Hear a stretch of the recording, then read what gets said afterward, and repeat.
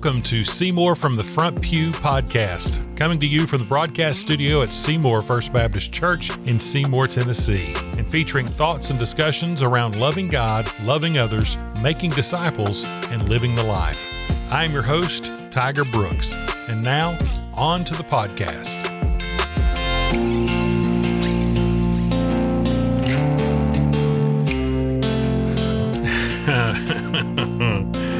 Well, it's probably fitting that we're coming off of the A Merry Heart Doeth Good Like a Medicine episode last week, because we about didn't get this one started for things going on here in the studio. But here we are. Welcome into this episode of Seymour from the Front Pew, and the peanut gallery is just on fire out here today. It's going to be one of those days. It is. It is. So there we go. Try it again. There we go. We got it ready. We got it limbered up. Got the bleep button oiled up and ready to go. So when we left off episode 2, we were discussing many of the positive things that has been going on around Seymour First Baptist Church. Many of the things that we've tried to implement, some of the philosophical and ecclesiological approaches that we take with church. And so we kind of got off onto a D group angle there, and that was fine. We had some good discussion around that. But one of the things that we wanted to pick back up with today is engaging community in all its different stripes, and things that have been successful here, things that maybe we're still kind of working through and debating about, maybe even some things we're praying about doing in the future. I maybe even throw in some things that we've done in the past in other places that may be a good idea for some folks to implement in their church setting, wherever they may be. But let's think through that. You guys have all been here longer than me. What are some of the things and some of the approaches that have been taken leading up to where we are today to engage the community around Seymour for Seymour First Baptist Church? Yeah, I think of a couple different things, and really would love for Jason and Austin to hop in on these as far as picking up and taking on those. I think of two major things. One is re-engaging the schools with what was going on in their schools and what was needed in ways that we could help. And, again, that was a slower roll from the time I got here because of COVID. Mm-hmm. My first year, Emmy was at the primary school. I didn't go in the building that entire school year. Just everything was so different than normal, but we were able to really hop back in there. And when I say that, I would include our teacher luncheon. I would include Serve Seymour, but there's been more than that. Mm-hmm. So, Jason can tell us a little bit more about that, what that's looked like and how some of that has happened. Yeah, so much of it, obviously one of the big things is whenever we started the teacher luncheon to really get them in our building to show them. And that just started with the first year, which this is our third year we've done it. Is that correct, Austin? Yeah, it's the third year. And that's a stolen idea. Yeah. My last church did that. And sometimes the best ideas. Exactly, yeah. Every good idea has been stolen, I think. Yeah, I think, we did that really well where I came from, West Tennessee, and thought that'd be a great way to get just a way to show appreciation, but also get people in the building. Yeah, but I think so much of that. We have kids in that age.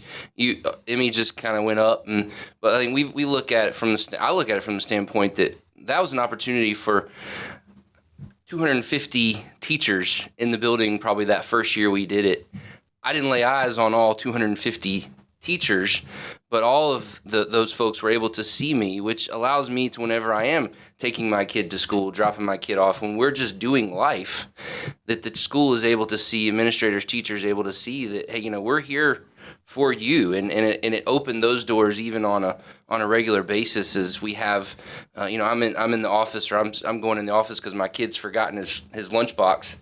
I go in the office and there's immediately a connection. They know who I am, and they also recognize and know that for us as a church, we're not in it for what is for us. We're here for them. We're here for how we can meet their needs, and we can reach them and love on them. Yeah, and that's really built out of relationships. Yeah. I mean, again, we go back to one of our core values, sincere relationships, and we want that being built between us and the schools. Mm-hmm. We're both here for our community, and so to invite them in is really, to me, it's that chance to open up that relationship and to let them know it is about what we can do to help them. We are here for Seymour, wanting to help do things better and to be a resource to meet needs in our community. And so, to me, again, I think that's one of those. Again, the teacher lunch at Serve Seymour is another one. Mm-hmm. We've done that for 2 years now, and it's Serve Seymour is not all about our schools, but I think we've hit at least 3 of our schools, if not all 4 of them. Plus TKA. Plus TKA. And that's a whole other community partnership and relationship that's been built back. And but being able to, again, just spread mulch on the playground and clean up flower beds and paint rooms and do things that really, honestly, the schools had a hard time keeping up with some of those things, and we've got some manpower and ability to be able to do that, and so it's been a nice little connection back with our schools through that. Mm-hmm. I think one of the fundamental questions that comes up, and one of the things that you have to address as a church on the outset, is how you view your facilities. Mm-hmm. Yeah. And how you leverage those in order to reach the community.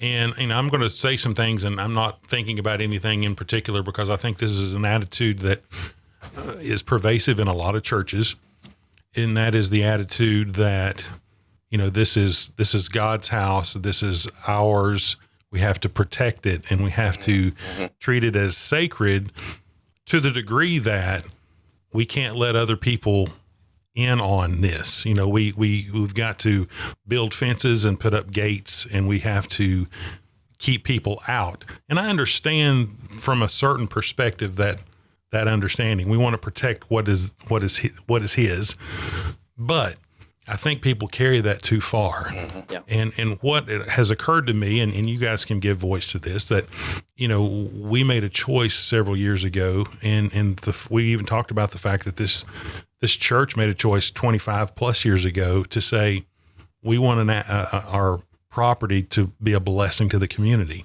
And so everything that we're talking about is really how you can leverage your facilities to do that. Yeah. Well, and every opportunity we can to break down barriers. Mm-hmm. I don't know what it will be for someone, but I literally have had family that would be nervous pulling into the parking lot of a church. So if I can get them to pull into the parking lot of the church for the farmer's market, mm-hmm. or for a grandkids soccer game, food truck rally, to go to come to 4th of July fireworks, whatever I can do, whatever we can do as a church to break down that barrier to make someone feel more comfortable. We need to. I'm not saying we need to, go out and spend tons of money to break down every barrier that's possible out there, but things that are possible for us, things that we can do that don't really cost us, just by simply because we own property here in our community, we can do that. I mean, Sunday morning, just this week, we had a lady that came into our church on Sunday morning after our service. And so she was a walker that was outside. I just heard about this morning. There was a walker that was outside.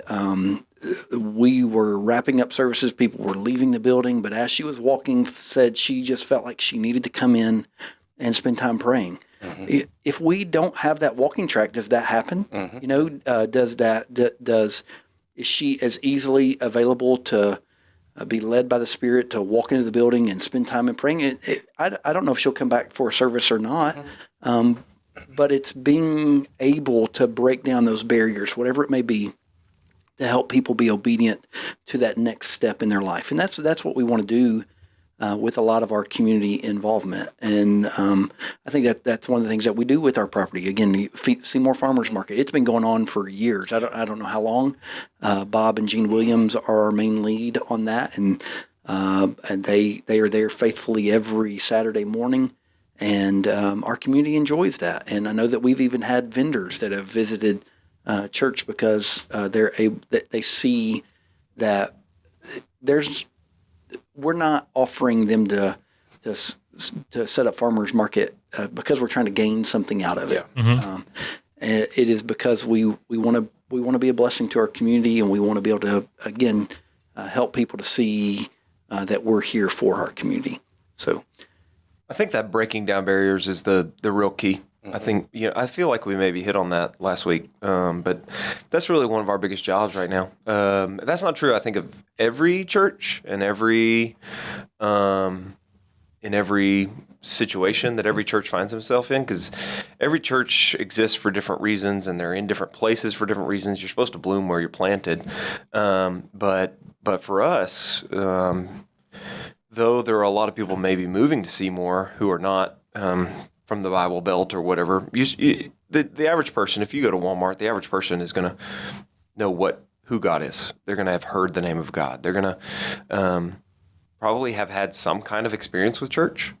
Probably, actually, that number is lower than we think it is, which is a whole nother conversation. But a lot of the people we're going to interact with on a daily basis, they do have barriers built up, whether it's church hurt or they went to VBS when they were a kid and had a terrible experience and swore to never come back, or if it's they got coworkers that go to church and they see how they act and don't want none of that action.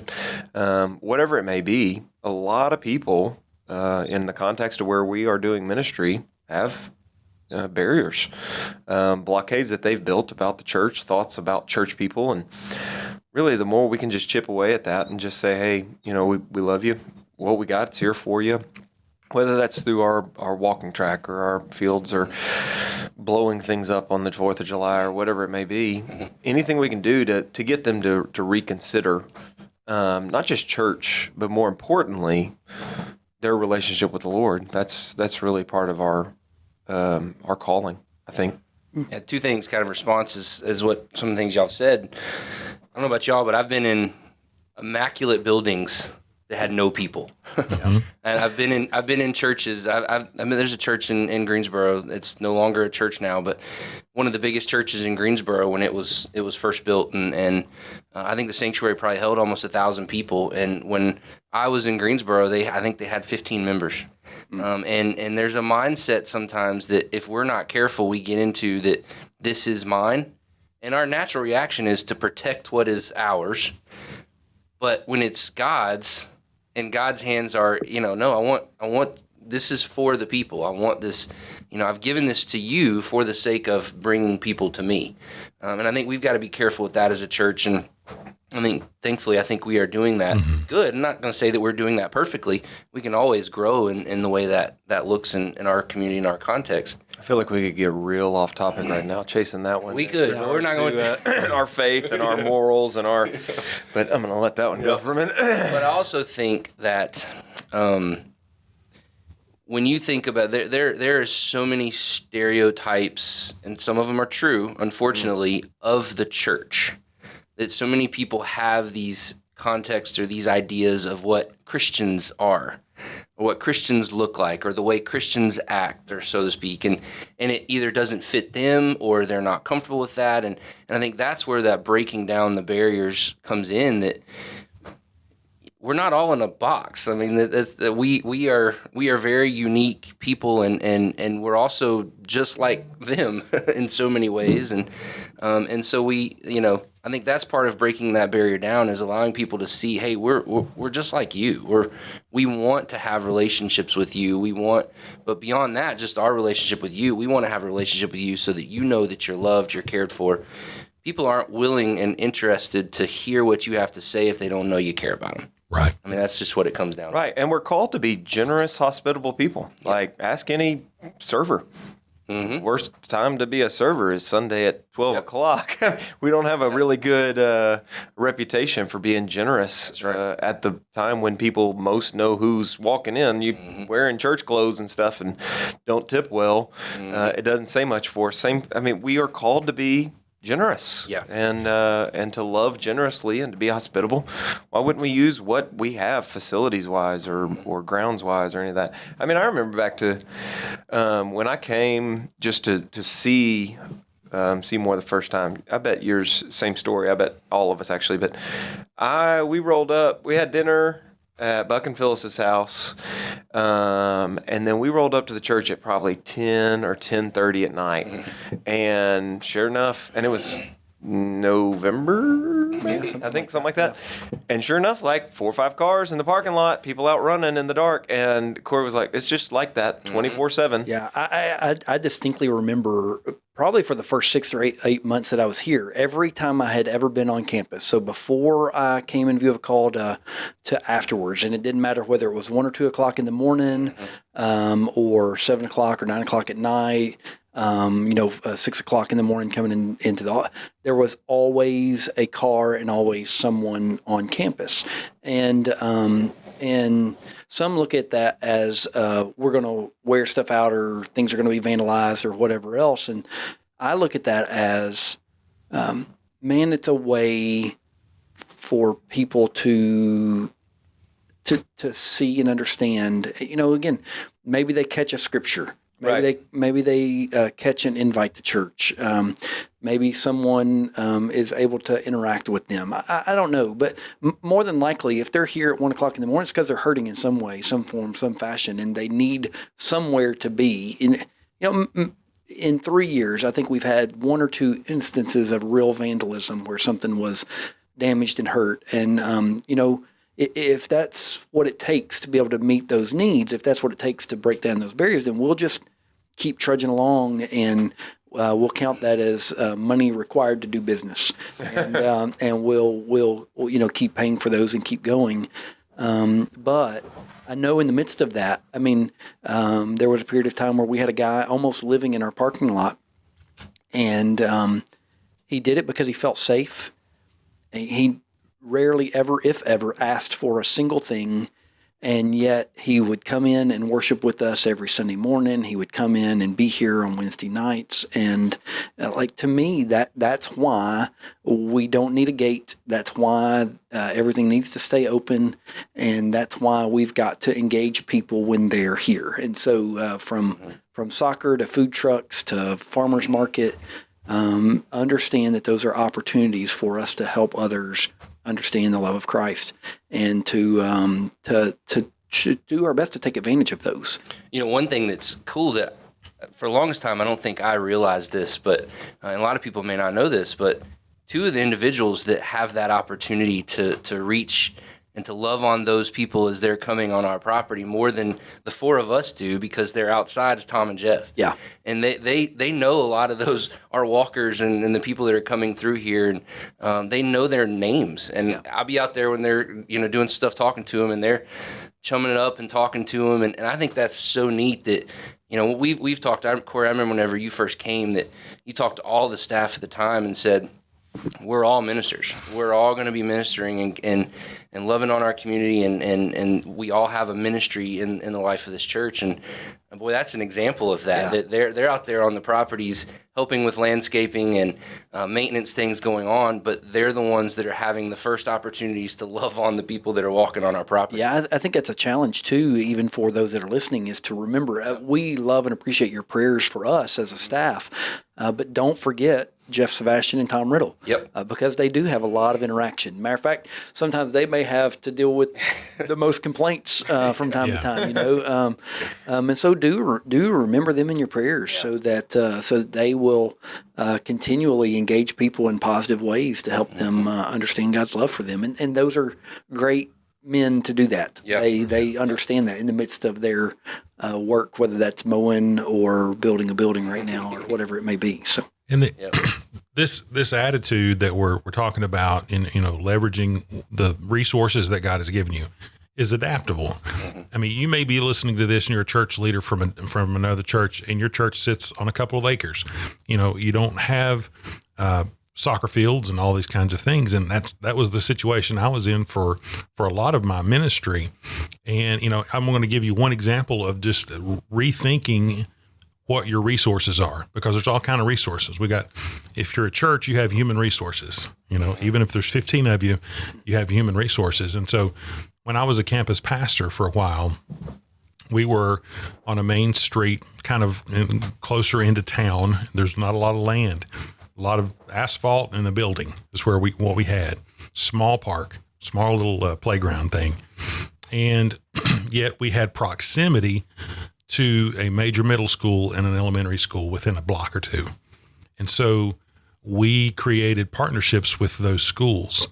And I was on the board of the middle school and would meet with them, and we would help them, you know, with proctors for testing, and we would help with food drives and things like that. And then they would help us with food drives, and they would do things to benefit our food pantry. On our elementary school, I just fortunate to have a really long time relationship with the guidance counselor there. And we developed a tutoring program, and we would send our van, and it would sit in the bus line, and they would identify students who could use tutoring, and they could send us as many as we could handle, and we would just, you know, throw out a net and say, hey, we need volunteers to teach. Basically, you're just, you know, flashcards, doing some math, doing some reading, those kinds of things, and one-on-one with these little kids who, all kinds of different situations, broken homes and all kinds of stuff. And so we would have maybe, you know, 12, 15 kids matched up with adults, and we'd do it one day a week. They would come in, they would build those relationships. We would feed them a snack, and I would share a gospel little story with them. And we had kids saved. We had kids' families that were so overwhelmed by that they would come and join the church. And I throw that out there just to say, you may hear us talk about all these acres that we have to leverage, and that's wonderful. God's blessed us with that. But you've got something. You've got something that you can give to your community. You've got people that you can give. You've got ways of thinking outside the box to engage your community in a lot of ways that can impact even greater than a soccer field. Right. And so I challenge everybody who's thinking, hey, I wish our church could be recognized in the community for a different thing than maybe what you've been recognized for, or a lack of recognition. If you got a sanctuary that seats 1,000 people, use it.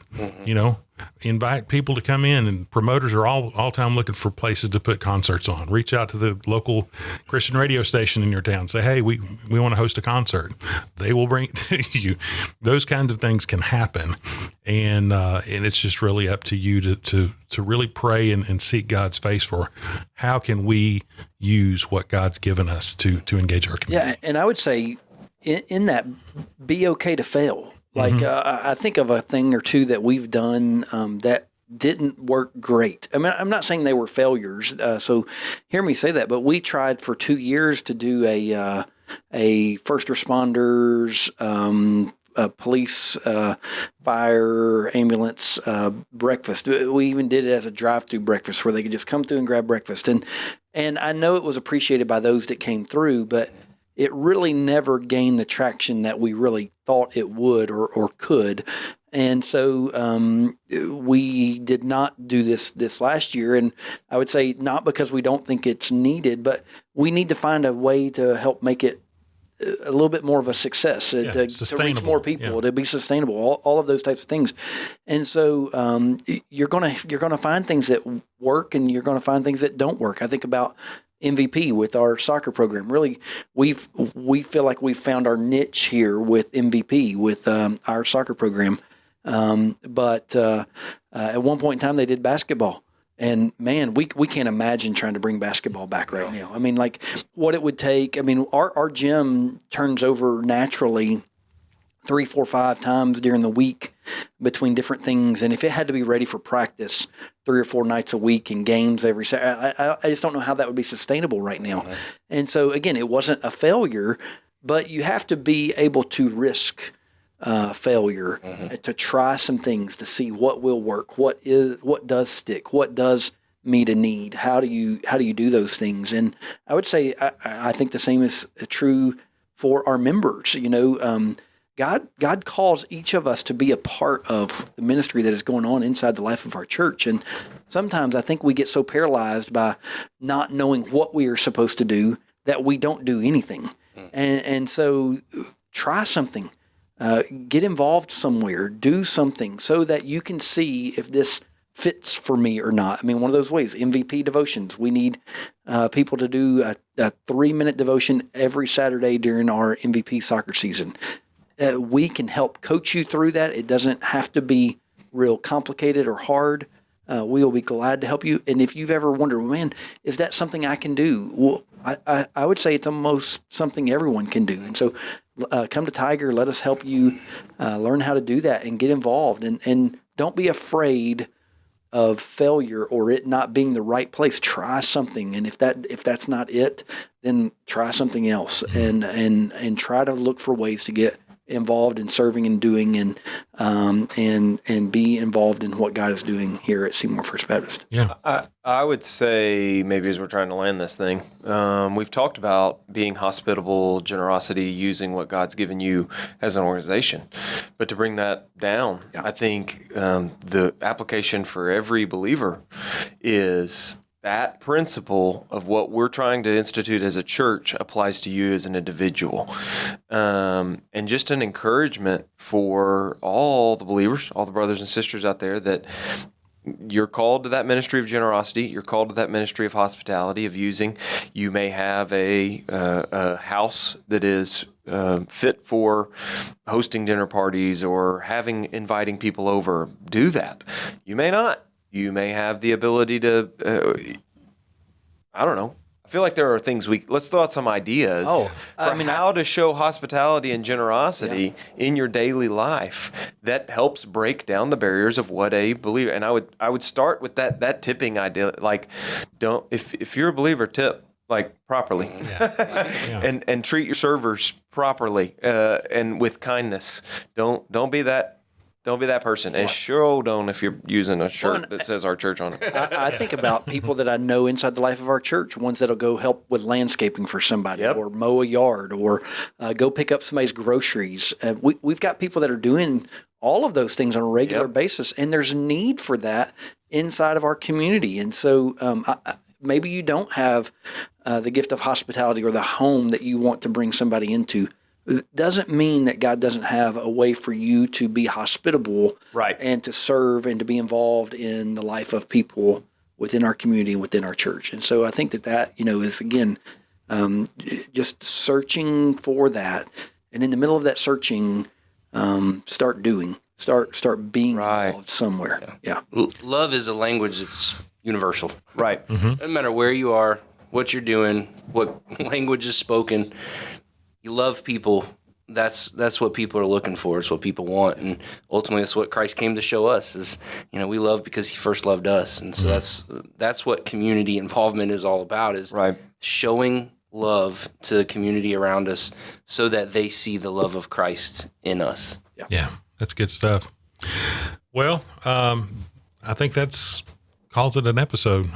We kind of just wanted to pick back up where we left off, thinking about just some of the things that God has used to move our church to where we are and where hopefully on the road to where we're going to go.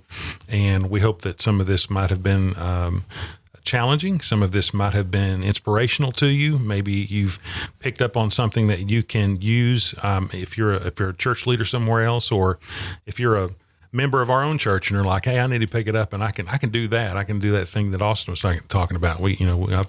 This is my gift and I want to use it. Come tell us, any one of us, that you want to leverage your gift for the kingdom, and we'll find a place to use that. And so, guys, thanks again for giving us your time.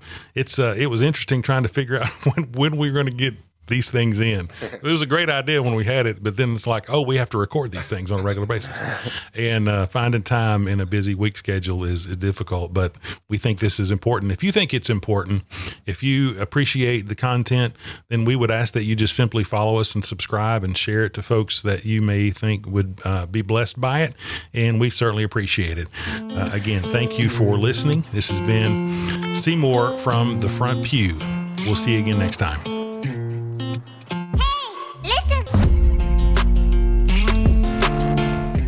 Thank you for listening to Seymour from the Front Pew. Our sole desire for this podcast is to glorify God by educating and encouraging His body. If you would like to learn more about anything you've heard today, feel free to reach out by email at staff@seymourfbc.org or by visiting our website at seymourfbc.org. If you're located near our community and do not have a church home, come worship with us at 10:15 a.m. on Sunday morning. Until then, we pray God's richest blessings on you and yours as you love God, love others, make disciples, and live the life.